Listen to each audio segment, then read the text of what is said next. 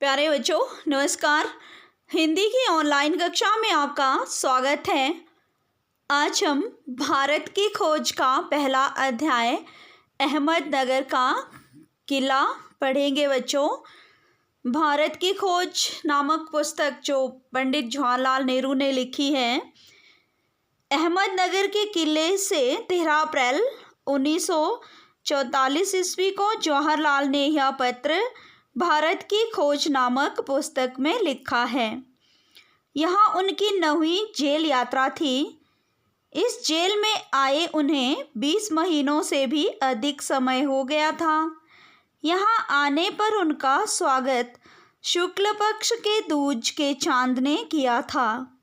वे अपने कारावास के दिनों को हर बार नए चांद के उगने से गिनते थे। कारावास होता है बच्चों जेल। इस प्रकार चांद उनके जीवन का स्थायी साथी बन गया था और उन्हें याद दिलाया जाता था कि अंधेरे के बाद उजाला होता है।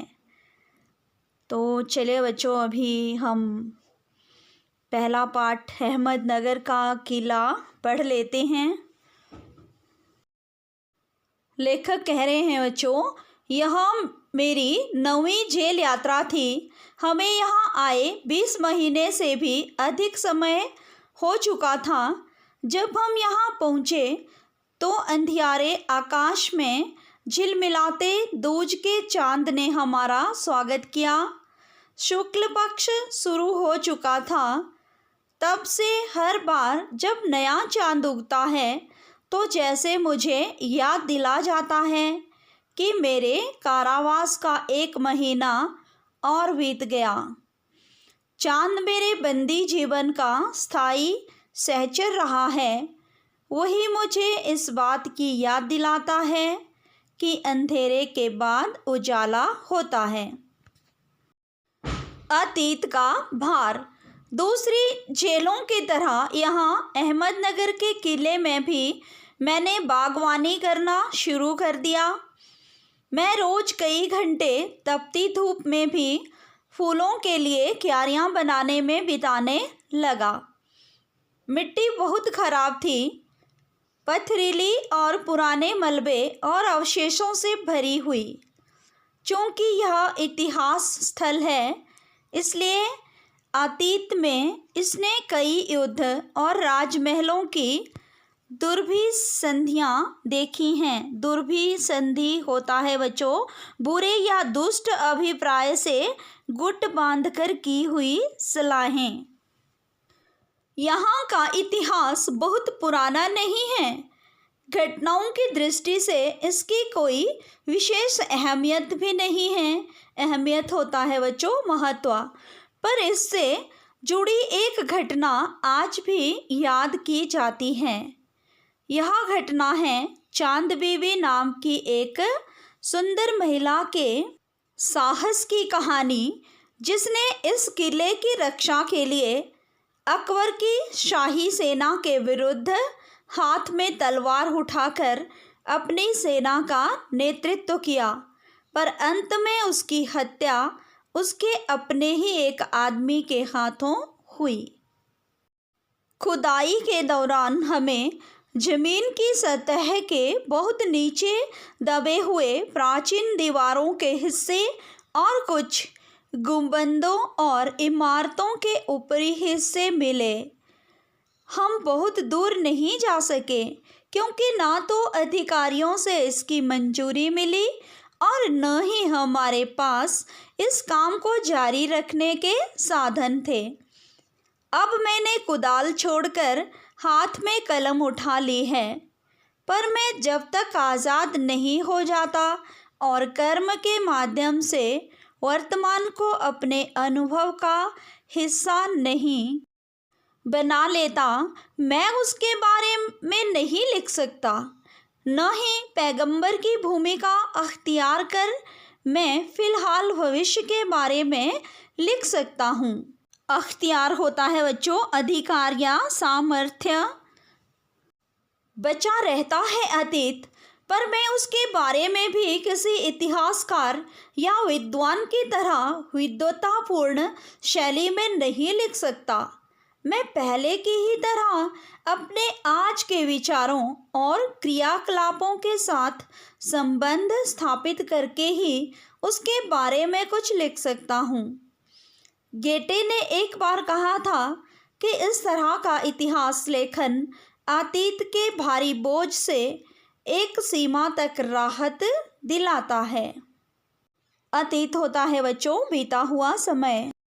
अब अतीत का दबाव भला हो या बुरा दोनों तरह अभिभूत करता है। अभिभूत मतलब वशीभूत। कभी कभी यह दबाव दम घोटू होता है, खास तौर पर उन लोगों के लिए जिनकी जड़ें बहुत पुरानी सभ्यताओं में होती हैं, मसलन भारत और चीन की समस्याएं। आखिर मेरी विरासत क्या है? मैं किन बातों का उत्तराधिकारी हूँ?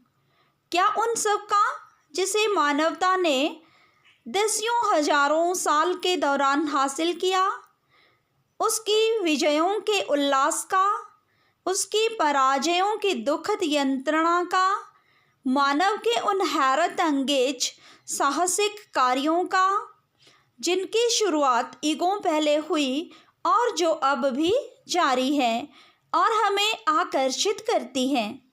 मैं इस सब का वारिश हूँ, साथ ही उस सब का भी जिसमें पूरी मानव जाति की साझेदारी है।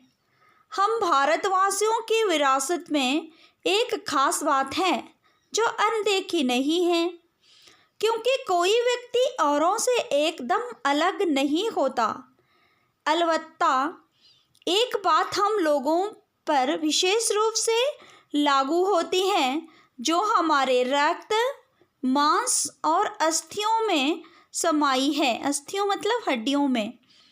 इसी विशेषता से हमारा वर्तमान रूप बना है और हमारा भावी रूप बनेगा आने वाला।